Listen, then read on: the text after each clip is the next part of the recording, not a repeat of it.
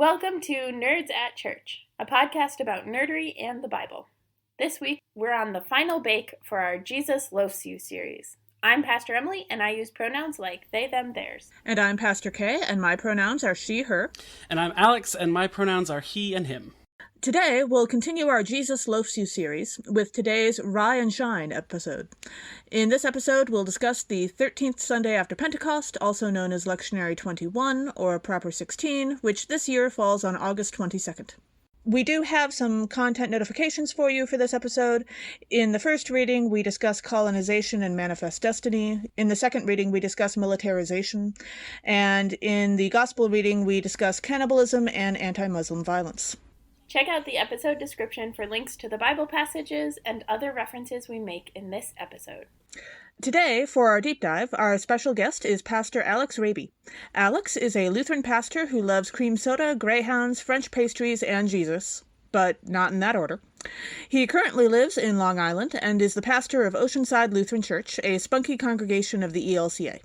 Alex, you have been baking a lot and posting a ton on Instagram with the hashtag #GayBaker. When did you start getting into baking?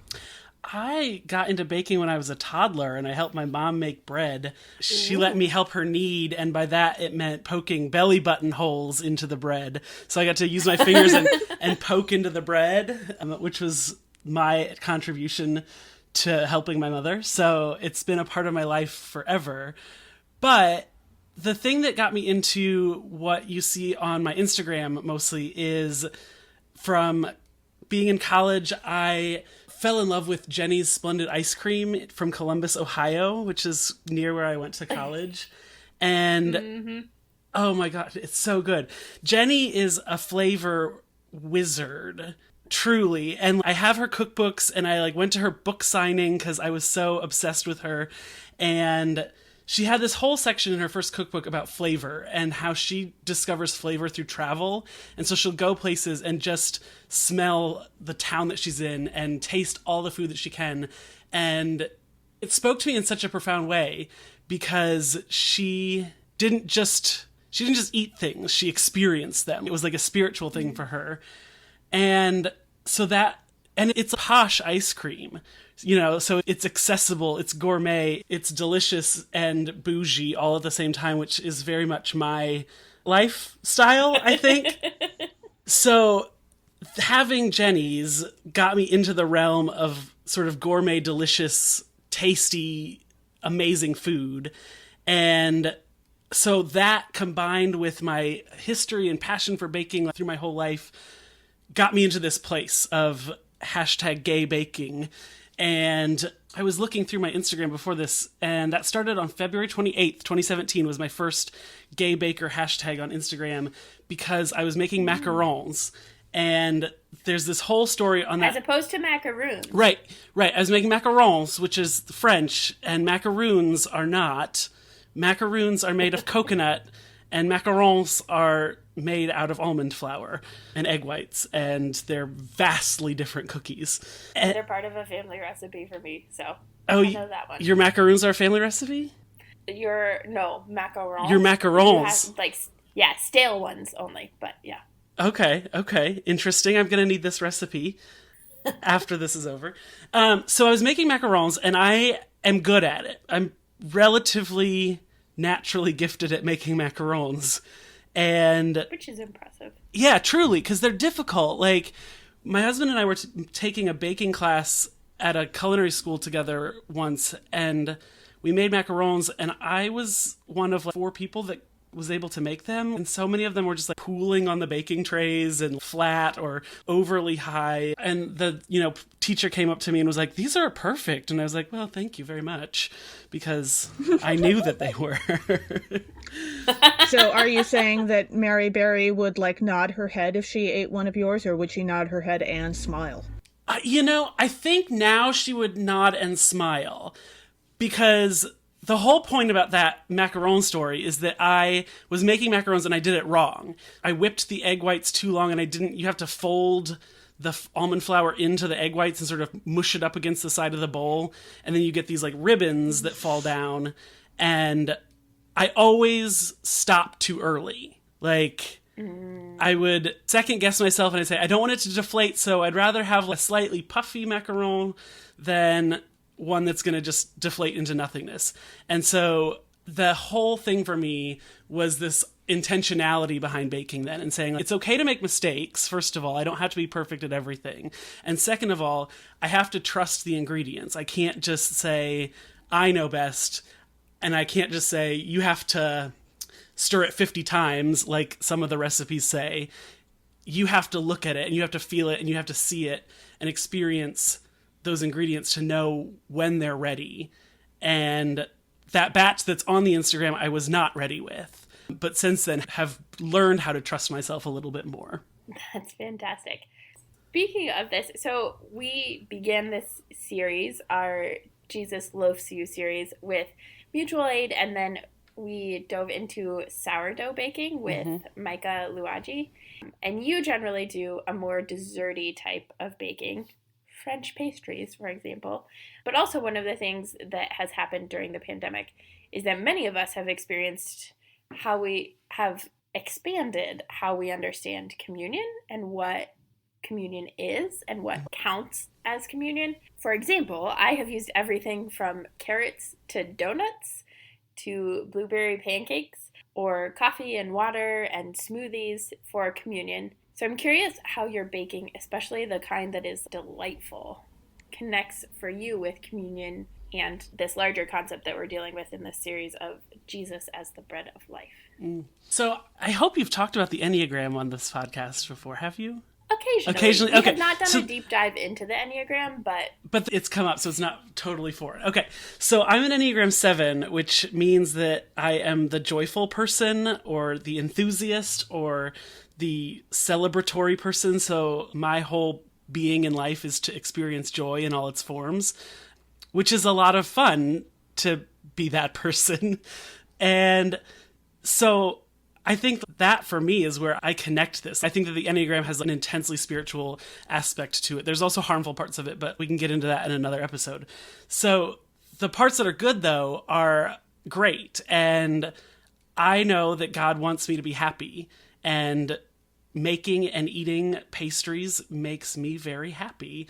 And so I think that's part of my spirituality, is experiencing joy. You know, when I was on internship, my supervisor said that I have the spiritual gift of joy, and that sort of shocked her that we would work well together, because she does not have the spiritual gift of joy. So when I experience joy, that's me experiencing the love of God. So that's sort of how I feel about that. Alex, I feel like I have to ask, with the hashtag gay baker being your tagline, you might say, do you have stories about rainbow bakes that you've done? I don't actually love rainbows.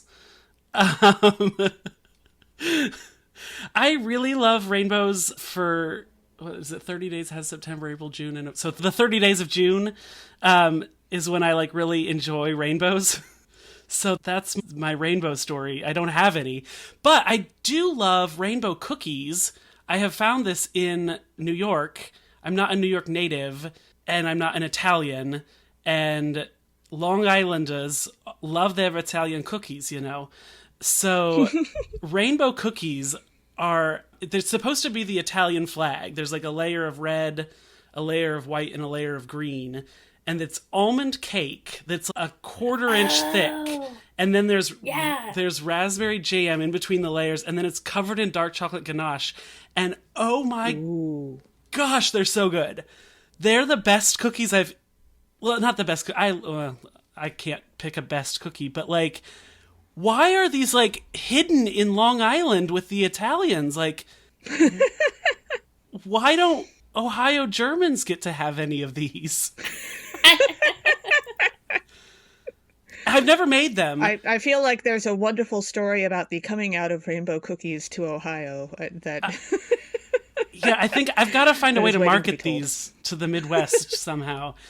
But they're it's a classic, and people make cakes out of them. You make a full-size cake that looks like a rainbow cookie, and there's rainbow cookie ice cream and rainbow cookie Italian ice. It's just such a huge thing, part of this culture, and I think that everyone needs them. And I haven't tried making them yet, in part because I live here and I can buy them easily from bakers who make them really well.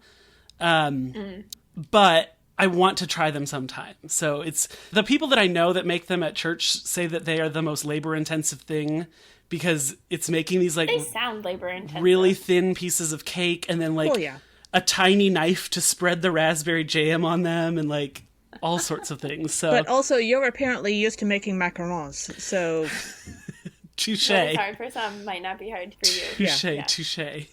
So does that mean you don't have a recipe to share with us for that? I'm just going to try and get recipes for every single thing I don't have a rainbow flag recipe, but you could probably find them on the Googles. That's what I figured. Like most of the things I bake actually come from King Arthur flour, which I don't know if you've talked about on this podcast yet in your baking. We have not. But I think it got a passing mention, but that was about it. Yeah. It got a slight mention in our sourdough episode, I think, with Micah. Yeah. So, I mean, I'm not being paid by them, so I don't know, is there like a way to get sponsorship from them? Because they're a great company. I think we would have had to be a little bit more intentional before this series came out. And then they probably would have. And if our listener base was in the triple digits, we might have a shot, but... Right.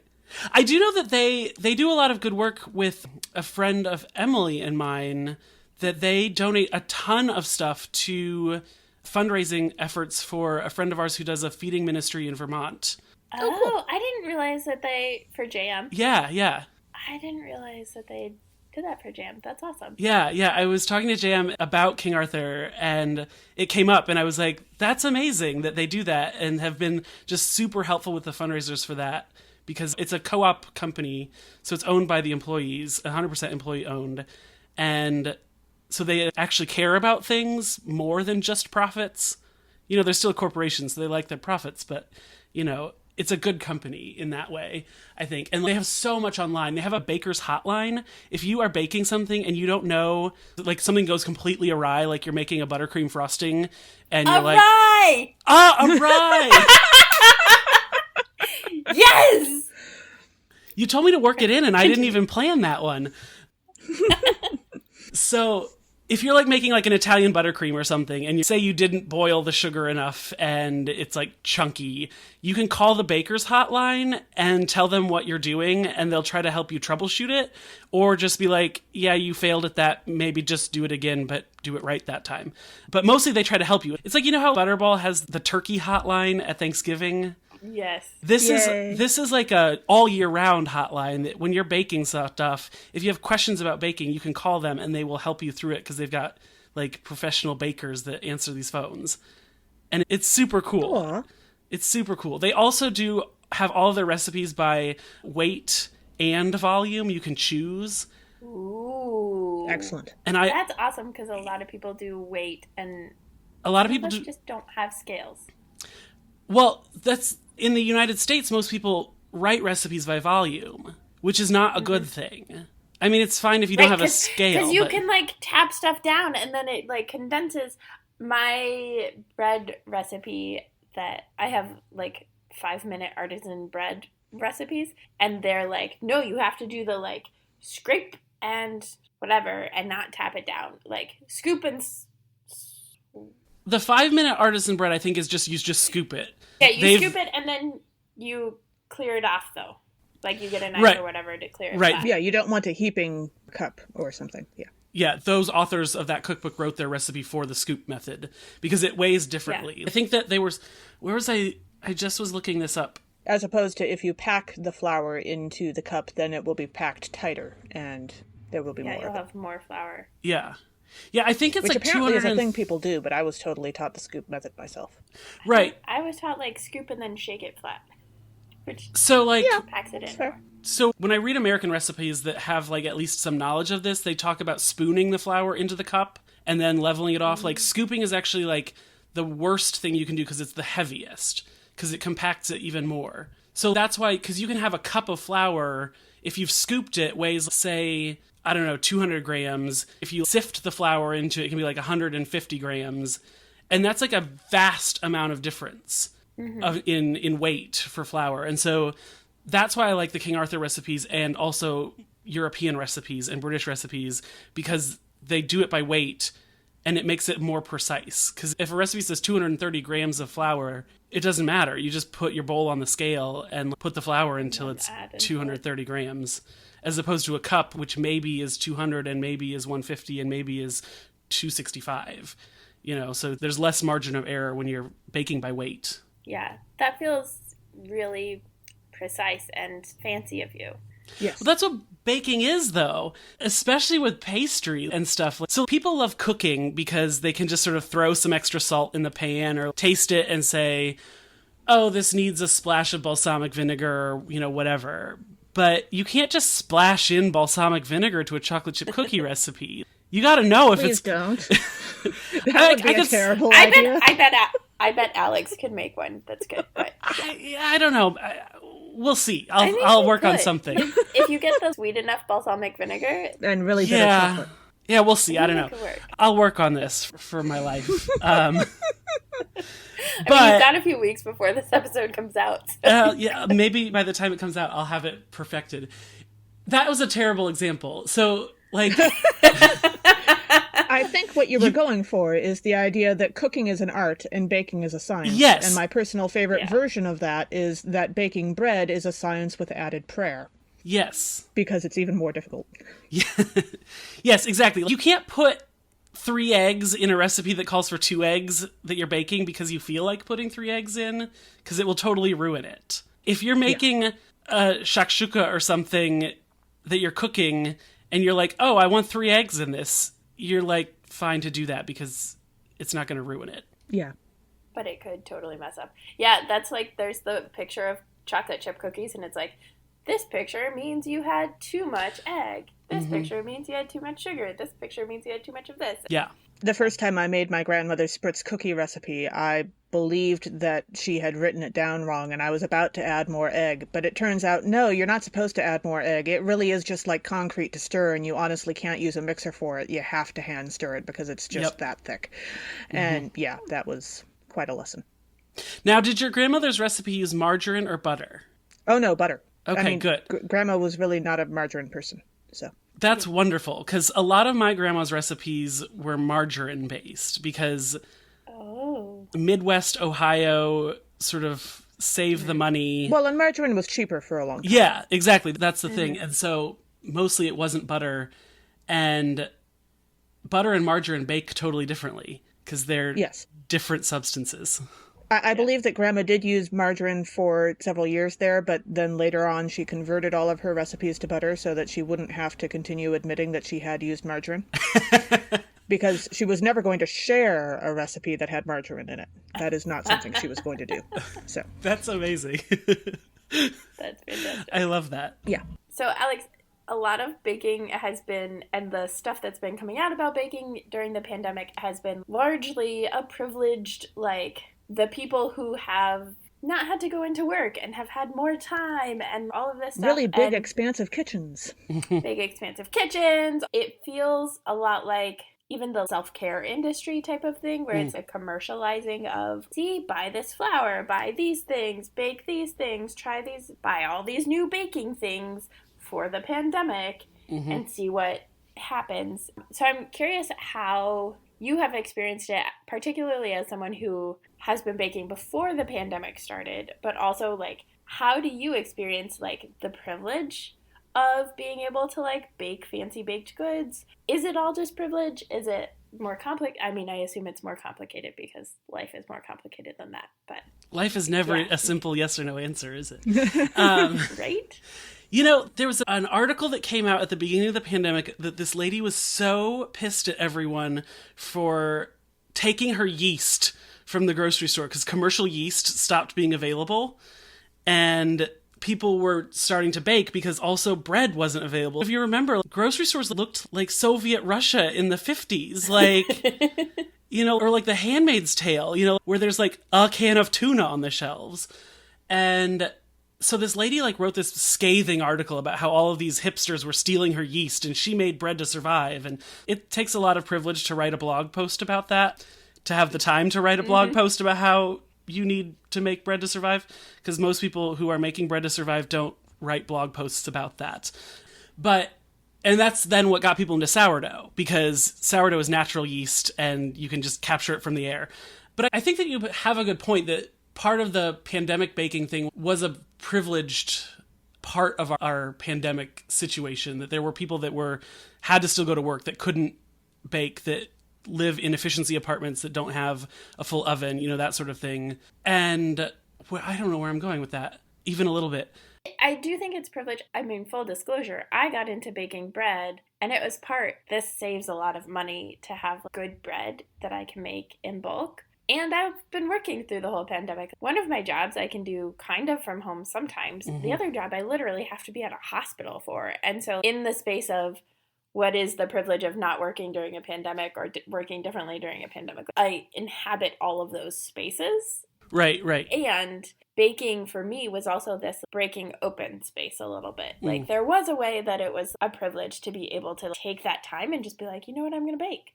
And I had roommates. Mm-hmm. For most of the pandemic. Mm-hmm. And so that was also part of shared time, and we cooked for each other.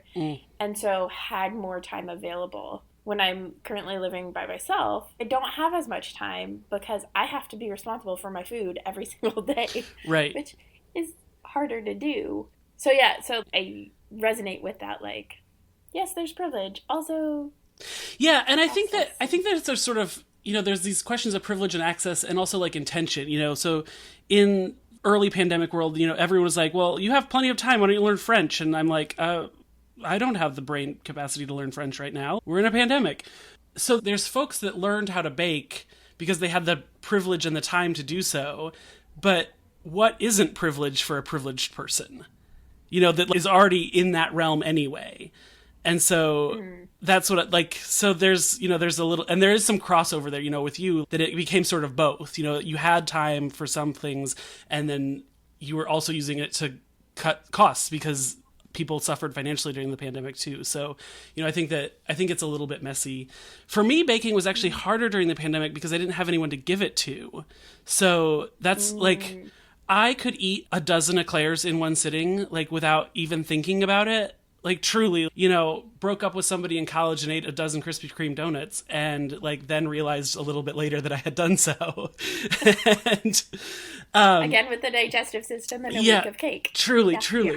So, when I make stuff, I don't know how to make small portions, and also baked goods don't make small portions. You can sometimes cut a recipe in half, but rarely less than that. And there's people who are better at science than me about scaling recipes up and down, that you actually use more or less of some ingredients sometimes based on the amount that you're making. So it's not just cutting something in half or just doubling it. Sometimes it needs a little bit different adjustment. But, and it's kind of hard to use 3/4 of an egg. Right. And then you're like, it's hard to cut in half. Usually would just use 2, and it's generally okay-ish. But that's what my dad told me for that recipe. Yeah, generally okay-ish. But, when I bake stuff, when I make croissants, or I made sfogliatelle in the pandemic, which are these I like that you pronounce things well. Well, you have to. So sfogliatelle are lobster tails. An Italian from Long Island is probably standing outside my door right now screaming that I'm pronouncing that incorrectly, but that's how I think you pronounce it. They always say just pronounce something with a lot of gusto and everyone will believe that that's how it's supposed to be pronounced. So I made these pastries and it's a laminated dough and it's got this semolina flour, ricotta, orange zest filling. And then you make this dough and then you kind of fold it out so that it fans out and it's supposed to look like a lobster tail. It doesn't really look like a lobster tail, but none of these pastries that are supposed to look like things do, because it's just somebody's. It's like the constellations don't actually. Yeah, right. Those animals. Exactly. What is that? That's not a bear. So I made these, and the recipe made 24 of them, and you really couldn't half it. You couldn't cut it in half. And so I did, with laminated pastries, you can actually freeze them before you bake them pretty easily. So I still have 12 of these pastries in my freezer that are probably now bad because things don't last forever in a freezer. What? Things last forever in freezers? I don't know what you're talking about. The Sims taught me that years ago. Ooh. When my grandmother died, she had strawberries from 1997 in her freezer, and she died in the mid 2010s. And my mom was cleaning out this freezer, and they were literally freeze-dried. So things do get bad in a freezer after 30-plus years. Yeah. Okay, fair. Professionally freeze-dried. 30-plus years. Right, like, there's a difference between freeze-dried in, like, a deep freeze for 30 years in a grandma's basement and freeze-dried in a, like, professional food place that does it over the course of a day with, like, liquid nitrogen and stuff. I guess. So anyway, the thing that was hard about baking in the pandemic for me is that I couldn't give it away. And so it was problematic for my health because I was eating too much, but also it was problematic for me because I couldn't share it with other people. So that's one of the things that I really like about baking is that I get to give it away. And so much so that, my husband and I have been talking about this as a self-care thing, that baking is self-care for me, and that, I can make something and I don't actually have to eat it all. I can give it away to people, and that actually helps to connect me to them. And it breaks down this hyper-individualist society that we live in, and it means we don't have to hoard it all, and we get to see that there's more than enough in our life and we can share it. And so when I was working at home and my husband was working at home, none of us were going into the office. Like, we just had baked goods, and it was awful. I mean, it was great, don't get me wrong, but ultimately it didn't fulfill what baking fulfills for me. Yeah, that's beautiful. There is the space of baking is a thing that feeds us, and that it is good to have things that taste good, right? There's this terrible idea within capitalism that, like, poor people don't deserve things that taste good or things that are nice. And that's how so many people justify, like, restricting SNAP benefits and restricting kind of all of the different safety nets that we have for people who are victims of capitalism. And also, there's this space of pushing out beyond ourselves. And I think I really love that, because I always love receiving I've gotten baked goods from people, and sometimes they'll mail them, and then they come and they, like, give me a bunch of different baked goods, and one of them is just, like, too moist, and so then, like, the other ones are a little bit mushy. Baked goods never mail perfectly. No, they certainly don't. But there's also always, like, this love and this appreciation and this delight at receiving baked goods, whether it's in the mail and imperfectly or in person. And then also, like, to be able to share the couple times that I have made, like, big batches of things. And I'm like, I made a chocolate cake the other week just for fun. And I brought it to our, like, Wednesday night Taco Wednesdays, which is, like, my Pandemic Pods weekly thing. And people loved it. I had forgotten how to cut a cake, so it was, like, falling apart when I took the leftovers home. But that's all right. You just throw that in a blender with some ice cream. You get a chocolate cake milkshake. Have you ever been to Portillo's? Yeah, I went to Portillo's all the time when I was in Chicago, but I never got the chocolate cake shake because I'm slightly lactose intolerant, and that's, like, a bit much. Yeah, I'm lactose intolerant too, but I did have one before I found out that was what was going on with my body, and it was fantastic. So. I refuse to admit to any of that sort of heresy. I'm going to Chicago next month, so I am going to take, like, a carton of Lactaid and try one because I need to, Yes. There's a place here called Zombie Burgers, and they have a variety of different shakes. Some of them are, like, cake shakes. The thing about capitalism, like, this thing sparks to me about that poor people can't have nice things, right, is that it costs literally less than $1 to make a batch of profiteroles, which is, like, the same dough that you use to make eclairs. And, like, if you're going to put pastry cream into them, because it's eggs and flour and butter and some salt. And if you're going to put pastry cream in it, you need, like, some whipping cream, which is, like, $2 a carton, is $2.99 in New York. So, I don't know, less than that where there are cows. And some, like, powdered sugar. And that's all you need, really. Like, baking is incredibly inexpensive, but it takes a lot of time. And so that's part of where this comes in. Space and expertise when you're doing particularly difficult pastries. And so that's why you get these pastries that cost $5, $6, $7, $8 a piece, because, you want to be able to pay the people that are making them a wage that they can live off as well. Is a cronut from Dominique Ansel in Soho in New York worth the $8? I don't know. But is an eclair in Paris that costs €3 worth it? Probably, because it's made with good ingredients, it's made with time, it's made by somebody who makes a living wage, so that's something that I think about too with this. And I just discovered with thinking about this, what do people deserve? It's something I learned about 4 days ago, in one of my Google rabbit holes that I fell down, that there is an app called Too Good To Go. And I actually found about it on Reddit from somebody who posted a picture of a New York restaurant throwing away a trash bag full of bagels. And they were mad about that because it was a sin in New York to throw away that many bagels, but also because people could eat them. And so this app, it's also a website, Too Good To Go. It's toogoodtogo.org. And the restaurants and food service establishments can sign up to be part of it. And they can then, at the end of the day, put stuff on this app, whether it's like baked goods or groceries or ready to eat stuff or like meals. And they sell it to people for like no money, like super, super cheap, like discount, just to get rid of it without throwing it away. And so it's sort of like an alternate economy for stuff. And this Reddit it was a New York subthread in Reddit. And so it was like some of these people were talking about getting insane New York posh foodie food for, less than $10 a meal, which in New York is a bargain. Yeah.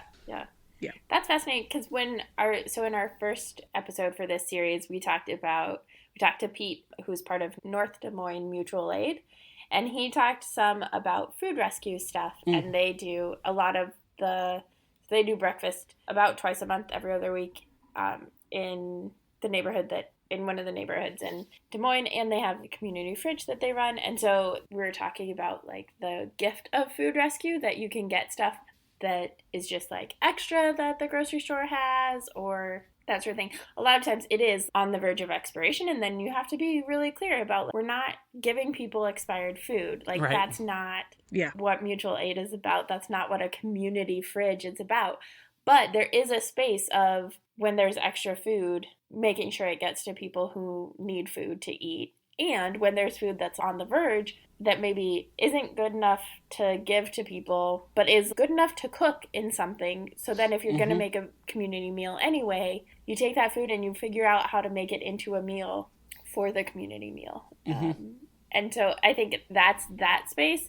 This is a little bit more commercial, right? Because they're still selling the food and there's those issues. But yeah. And I know people that are like I think it's freetarians is maybe what they call themselves, or like Freegans maybe, where they eat, and it's mostly, I heard about it when I was in New York, but because when companies do throw out food, they put a lot of times the edible stuff that's just like loaves of bread that didn't sell at Panera, they'll put in a different bag, a different color bag, so you can see through it, so people can see what's in it. And then people will go and will make their meals out of whatever happens to be sitting on the sidewalk every other day. Yeah, there's also a lot of legislating against that in places, which is unfortunate. That it is illegal to go through trash in some places and all of that, which is horrible. Or the places that will just, pour horrible chemicals on all the food they're throwing out. Yeah. Yeah, which is harmful. Yeah. Capitalism. Yeah. Alex, I know that you're a GBBO fan, so my question is, do you have a favorite person? And if you were going to be a contestant, is there any one thing that you feel like you'd have to know how to make before you went on? I've always felt that in order to go on Great British Bake Off, you'd have to know how to make meringues and sponges and a few other things. You need to know how to make a good custard, that kind of thing. Is there any one particular thing you'd have to work on? So my favorite person on Great British Bake Off is John Waite, who won the Series 3 in 2012, because he was brilliant at baking in the show, and also he is very cute. So it was like a delight to watch him bake things and be adorable while he's doing it. Also, I love him. And he only almost cut off his finger once. I know, right? That's which one is John. Okay. Yeah. I also really, really like him because since his time on Bake Off, he started his own cooking school and he's got a nice life. But he also has been really, really honest about struggling with mental health on his Instagram and being transparent about anxiety and depression and how it affects him and how it's affected his career and his baking and all of this, and how he's worked through it and how he continues to work through it. And I think that that's something that's so important, to have somebody who has a huge following, but also can be vulnerable with people about stuff. Like, Yeah. so that's why I like him, in addition to the fact that he makes good food and he's adorable. As far as things that I'd have to do, the British use a lot of different sponges than we do in the US. Yeah, that's true. There's Victoria sponge, there's Genoa sponge, there's, I don't know, whatever sponges they make. So I don't know, I can't make all of those sponges from memory, and they all do, because they've been making them all the time. Like, we have a cake. Like, we have angel food cake really fancy, or you can do pound angel cake. food cake. Right, exactly. So learning the sponges by heart would be something that I'd really have to work on, I think. Sure. That makes sense. So, Alex, we have been collecting a recipe from each of our guests to share with our patrons on Patreon. So you can support us on Patreon at patreon.com/nerdsatchurch and support us at any level to have access to this list of recipes that, when this episode comes out, will be a complete list of everybody's different recipes that come up both from our guests and then recipes that come up during our episodes. And Kay and I each have at least one recipe that's up there. So I'm curious if you have a favorite recipe that you have found in your baking that we can then share with our patrons. It's really, really rude to ask a 7 what their favorite of something is, because everything is my favorite. I don't have non-favorites, just like I only have best friends and I don't have regular friends. But my recipe is from John, the winner of the Great British Bake Off, and it is his pecan, cranberry, and dark chocolate pie, which in England is more like a tart. So it's in a tart crust, a tart pan, rather than what we would say an American pie pan is. You have to translate recipes between British English and American English sometimes. But it's so good. It has rye in it. Well, it says bourbon in the recipe, but I used rye when I make it, and I like the rye better because I think it gives a little bit more of a tang. So the recipe that I have shared with you, it has things that are British. So like caster sugar is just white sugar. Plain flour is all-purpose flour. Golden syrup is something we don't actually have an equivalent for here in the US, but the closest thing that we can get is just light corn syrup.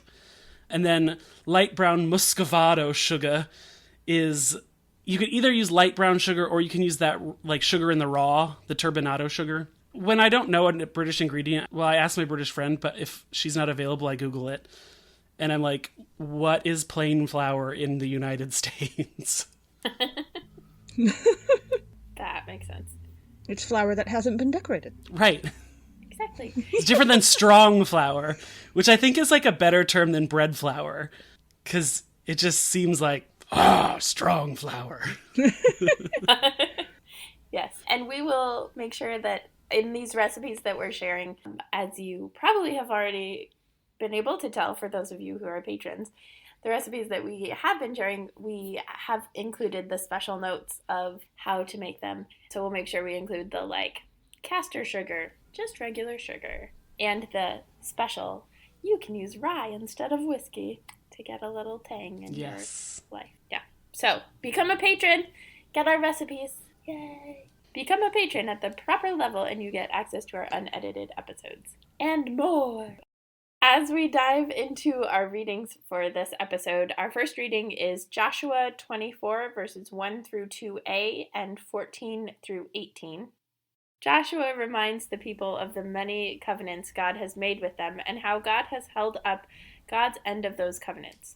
He then instructs them that in response they need to remain faithful to God, and they agree. So I somehow read the whole Joshua part, including the part that is missing, and you know what? The part that is missing here is all the colonization of Joshua, which is a big deal, particularly as Christians, that we name that the entire book of Joshua basically is the Israelites going into already occupied and inhabited land and taking it over by force.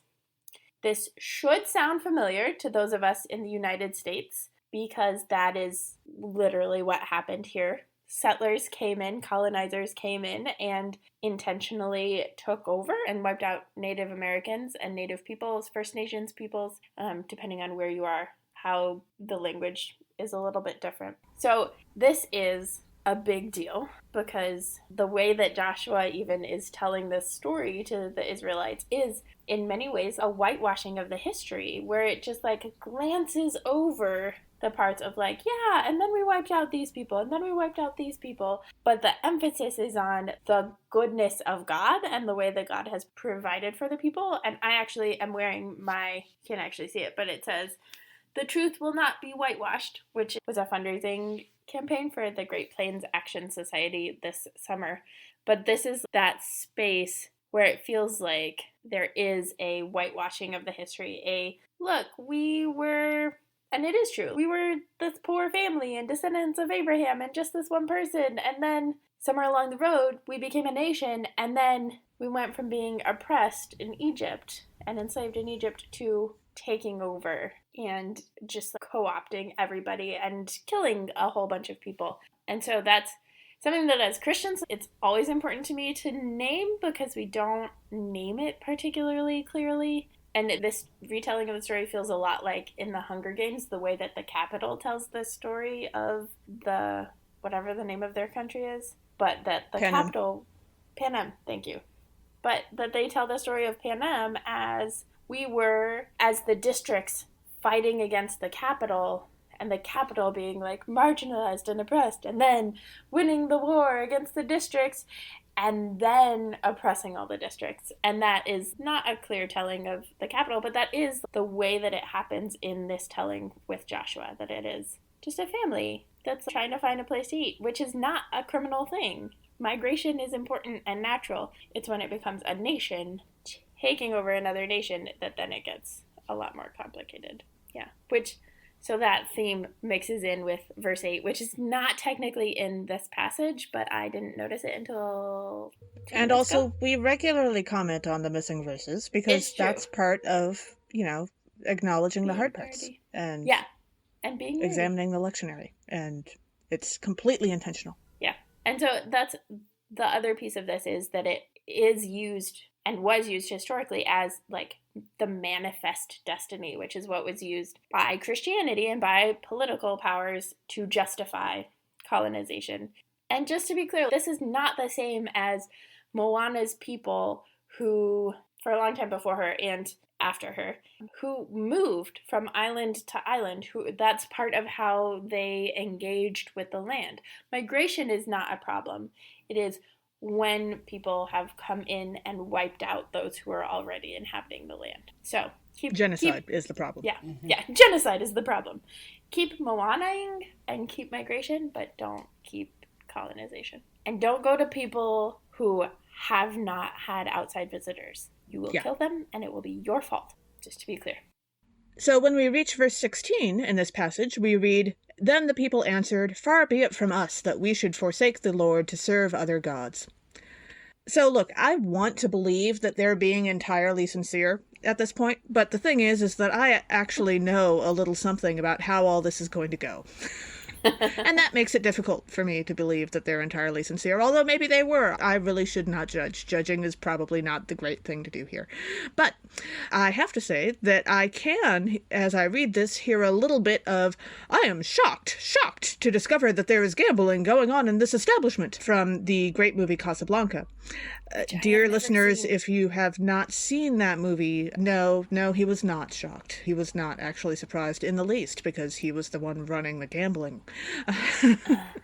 But he had to pretend to be due to various other circumstances which would spoil the movie. It's like that Devil Wears Prada quote. Florals for spring, groundbreaking.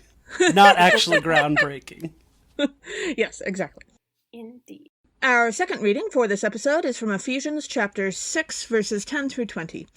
The author instructs us to put on the defensive armor of God so that we may do God's work in the world, and asks the people to pray for him.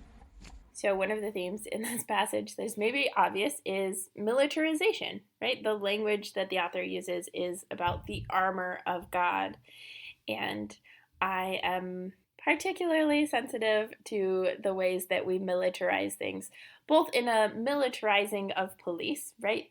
There's been a lot of articles, there's a lot that is known about the harm that is caused by making police more military, and that shift in the dynamic of police as against the community rather than for the community safety, which is a whole complicated thing that we've talked about on this podcast in the past, particularly, I think, Elle's episode. We talked about that a lot, and so we'll link to that for you all, just as a reminder. But also there's this space of conservative Christianity using scripture to justify, or pretending to use scripture and faith to justify the military and police and those sorts of things. I was at a council meeting the other day and somebody talked about Moses requesting law and order. I think they were maybe trying to talk about the Ten Commandments.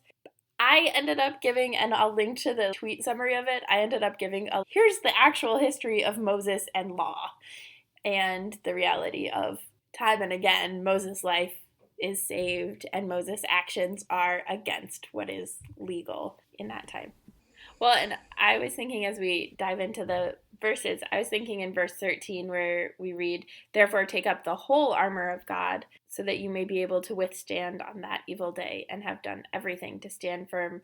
And thinking about in the expanse, the Martians are like the big military power compared to the United Nations of Earth and Luna, the moon, which have all been colonized, and there's people in the asteroid belt and all that stuff. But the Martian heavy-duty armor suits, literally, you wear them and you're indestructible. I mean, you could still be destroyed by nuclear weapons or whatever, but most guns just like bounce right off of you.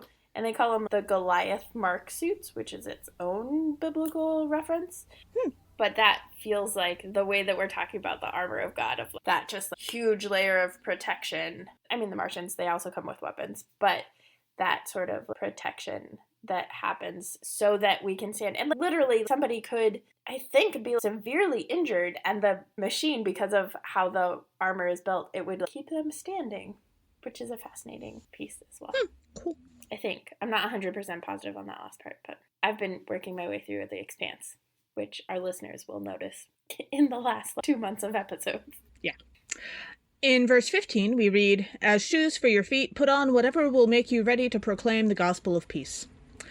I love that this is just generally open-ended and, it's wear what works for you. You're going to have this job, so wear something appropriate. Don't wear shoes that make you angry or frustrated or uncomfortable if you're going to go out and proclaim the gospel of peace. None of that is going to help.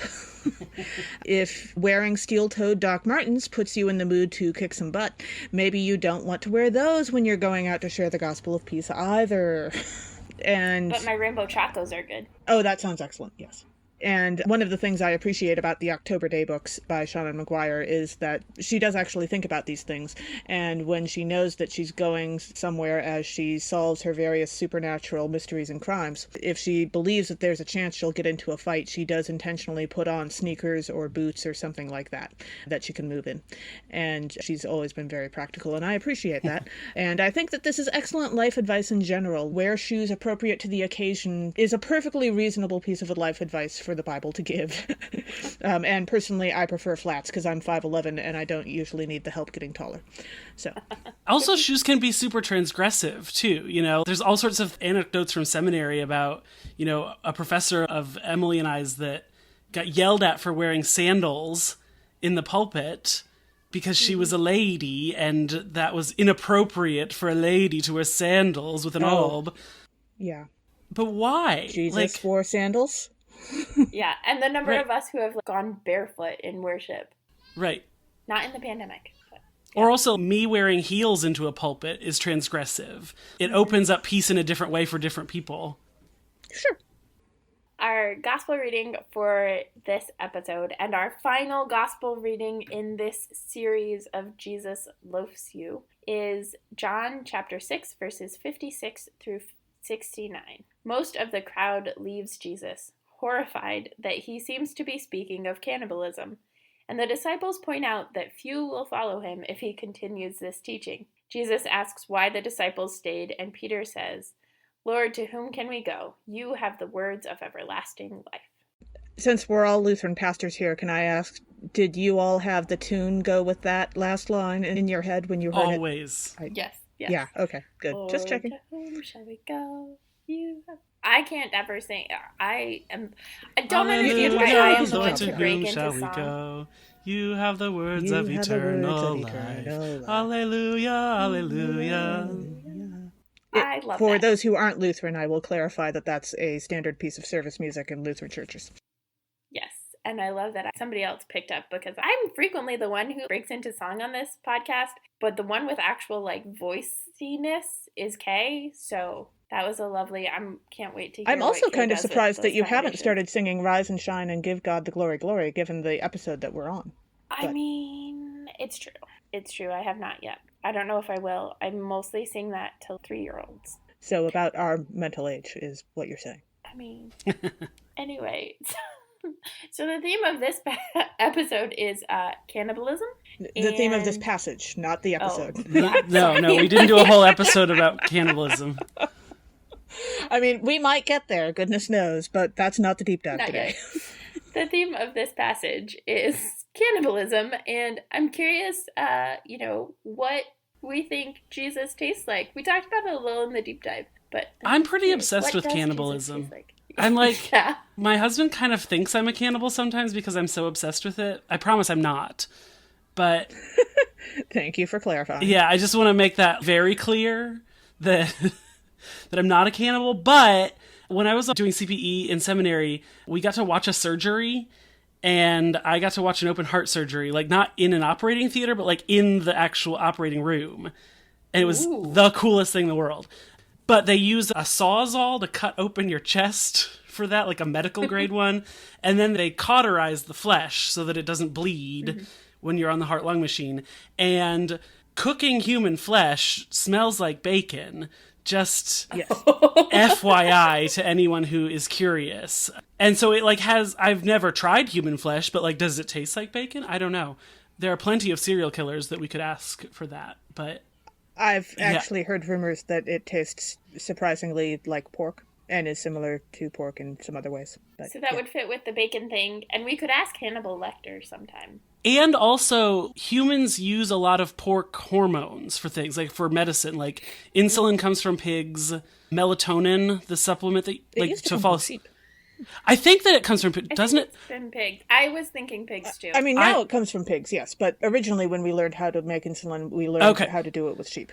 Okay. Oh, didn't know that. I didn't know that either. But I knew that it was pigs now. And then, melatonin, that you take to sleep, is a hormone, and we harvest that from pigs and put it into pills. So I think there's just a lot of similarity between humans and pigs. Yeah. In the way that we, is melatonin not kosher? I don't know. Oh. It wouldn't be, I guess. Yeah. Unless there's more than one type of There could be different ways to get it, but I know a majority comes. You can probably buy kosher melatonin. Yeah.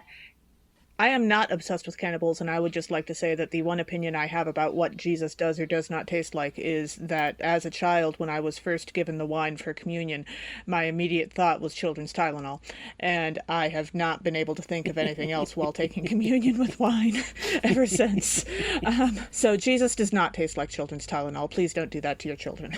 That is fantastic. I think that our question about the cannibalism aspect of does Jesus taste like bacon is a great question also for our sister podcast, Horror Nerds at Church, which probably a better question much for more them. Along their lines. Right. Which will at some point, probably tackle the Silence of the Lamb series and I'm sure get those questions answered. So I eat lots of garlic, and one time in my first call, we usually used naan for communion, and parishioners would go buy it, and at some point they were buying it, and it looked like regular naan. After 2 Sundays of this particular naan for communion, somebody came up to me and was like, "Is there garlic in the naan?" And it was it said plain naan, but had garlic in the ingredient list. I hadn't noticed it. Because you're garlic, how much garlic tolerant. Yeah, so it totally didn't register for me. Somebody who doesn't like garlic noticed it, and when we were talking about it afterwards, was like, "Yeah, I just thought maybe there was a lesson to be learned of sometimes Jesus doesn't taste great." Right? Sometimes Jesus the is trying to is keep not Jesus safe from vampires. palatable. or trying to stay safe from vampires. Yeah, but so that was my favorite, like, when Jesus tastes unexpected. I've had Jesus almost kill me twice, actually. So I'm allergic to cinnamon, like anaphylaxis reaction allergic to cinnamon. And when I was working at church camp as a college student, we did this like passion walk where we like reenacted the passion, and they had bread and wine at the Last Supper, you know, unconsecrated, whatever. It's a play. And I was one of the disciples, and the bread that week was a leftover cinnamon English muffin. And like cinnamon raisin English muffin. And I didn't know this at the time. No one knew. It was just whatever bread the kitchen people left out for us. And so I like ate the bread, and I was like, oh no, there's cinnamon in here. But I was in the middle of a show, so I couldn't like just spit out. Like, you can't spit Jesus out. Like, Okay, Alex, for future reference, and for those listening, I will say that I think if you're about to have an anaphylactic reaction to him, Jesus wants you to spit him out. well, I don't believe that God would have protected me from anaphylaxis just because it was Jesus. Like, I don't like. But so what I did, that is also true. I kept it in the corner of my cheek until the next scene where we walked and we like fell asleep and prayed in the Garden of Gethsemane. And when I fell asleep, I spat it out under a tree. But then in this current call that I have, we use real bread and somebody made it with cinnamon. And again, same thing, like no one knew and there was cinnamon in it. So I ate it without knowing. I did go into the sacristy during the final hymn and spat Jesus out and then respectfully sprinkled those bits on the ground after worship. But yeah, don't put things in communion bread that people could potentially be allergic to. That's why I think it's best practice just to use wheat and water. The plainest ordinary bread that you can. Yeah. Also, so those are some great horror story versions of what Jesus tastes like. But I have loved having Jesus taste differently throughout the pandemic. But I also remember in seminary, Alex, we, for Easter Sunday, I don't know if we actually experienced both of these, but the tradition was champagne and angel food cake. I don't think we ever had angel food cake. We never had angel food cake, no. But that, I remember hearing about the golden days of, you know, champagne and angel food cake for Easter, the day of kind of version of the Easter celebration.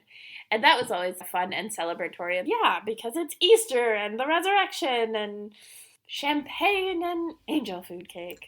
Yeah. I am totally up for having, you know, Jesus be pancakes. That seems like a perfectly reasonable option. It's morning. I'm good with that. Mm-hmm.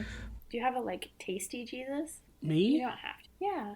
I mean, my mom made Jesus for my ordination, and it was really good. But it also was like, it didn't follow my own advice, right?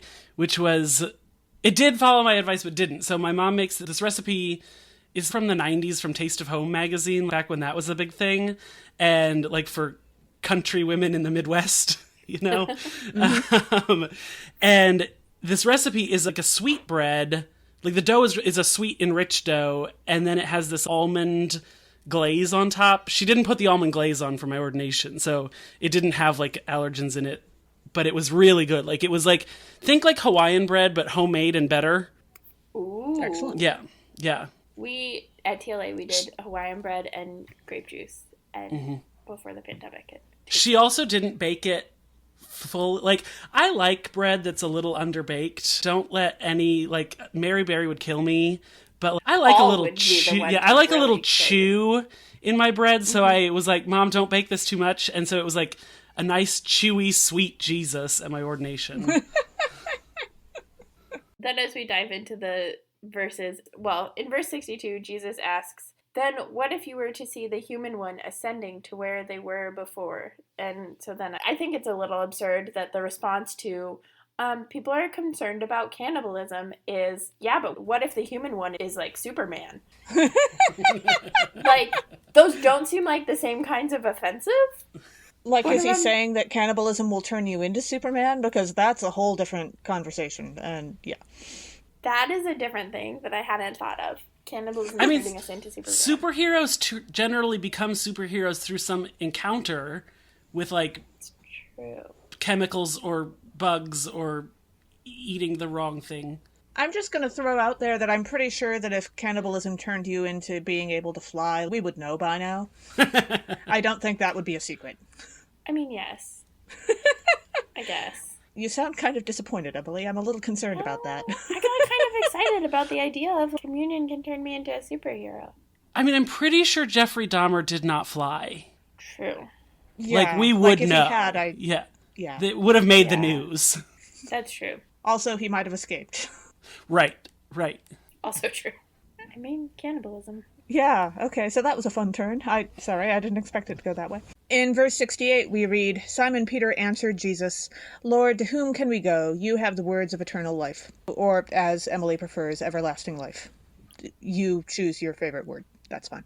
I'm pretty sure, reading this, that if vampire lore had existed in biblical Palestine, that Peter was basically totally thinking at this point that he was going to become a vampire. He went straight from cannibalism to, oh, great, we're going to have eternal life. And I don't know how else you do that. Thankfully, vampire lore was really not a thing in biblical Palestine. That came along a little later. If you want the very quick 30-second rundown on vampire lore, basically, if you took Vlad the Impaler, who was a nobleman in 1400s Transylvania, who...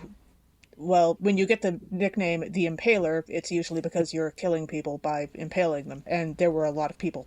And he was doing that to the Muslims, which is why he got to be famous, because the other Christians in the area really liked that. So, because yay. Christians are terribly anti-Muslim.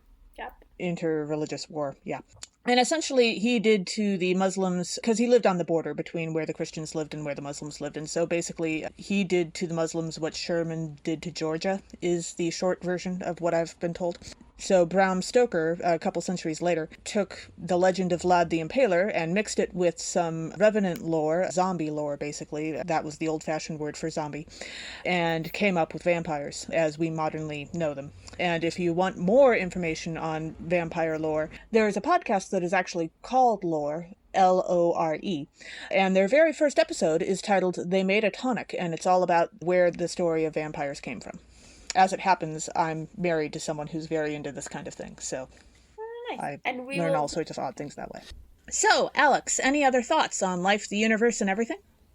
Has anyone talked to you about Saint Honoré? No, not yet. Well, maybe there's one episode. We're recording a little bit out of order, but I don't think that they would tell us about Saint Honoré either. So, tell us. Oh my gosh! So, there's a patron saint of baking. That I know, right? The feast day. I couldn't tell you that. I would have to look it up. And I mean, you can. We're not Catholic. There's a thing called Wikipedia, Emily. Could you tell us how to spell Honoré? Yes, it's Honore. Ah, there you go. Honore. And he's the patron saint of baking. And he has a pastry, a French pastry, named the Saint Honoré pastry, that is like a very complex thing. It's difficult to make. People they made it on Bake Off once, actually, which is how I learned about Saint Honoré. Yeah. And Saint Honoré, there's a piping tip for the piping work on this pastry called the Saint Honoré piping tip. And presumably one should only use it to make this pastry. And so it's very French, very posh and regimented. But yeah, it looks like leaves. It makes leaves. That's what it looks like for the piping tip. Yeah. Huh. So I got an icon of Saint Honoré for Christmas a couple years ago that is hanging in my kitchen to watch over my baking. That's awesome. That's actually Saint Honoré's feast day is my baptismal anniversary, I think. Huh. Cool. I'm not 100% positive which day is my baptismal anniversary. I may have accidentally lied on the paperwork to become a pastor. Bishops, if you're listening, disregard. I'm less than convinced that Emily understands the definition of the word accidentally, but whatever. I thought it was May 15th, and then I was like, I don't know. There's some places where it says May 16th and some where it says May 15th. So, but May 16th is Saint Honoré's feast day. Thanks for joining us. Catch us next time when we'll discuss nerdery connections to the scripture readings for the 14th Sunday after Pentecost. This podcast has been produced by us, Emily Ewing and Kay Rohloff. For more fun, check us out on Twitter and Facebook at NERDSATCHURCH, Nerds at Church, or contact us at nerdsatchurch@gmail.com. Also, if you like what you've heard, rate us or leave us a review on Apple Podcasts, Facebook, or wherever you catch your podcasts. If you want to access our full guest episodes and interviews, support us on Patreon at patreon.com/nerdsatchurch. We hope Patreon can help us get our episodes transcribed for those who need or prefer that, though if you want to help us with transcripts, let us know via email or social media. And on one final note, while this series may be over, Jesus still loafs you. Aww. Truth. Hallelujah. Hallelujah. Absolutely.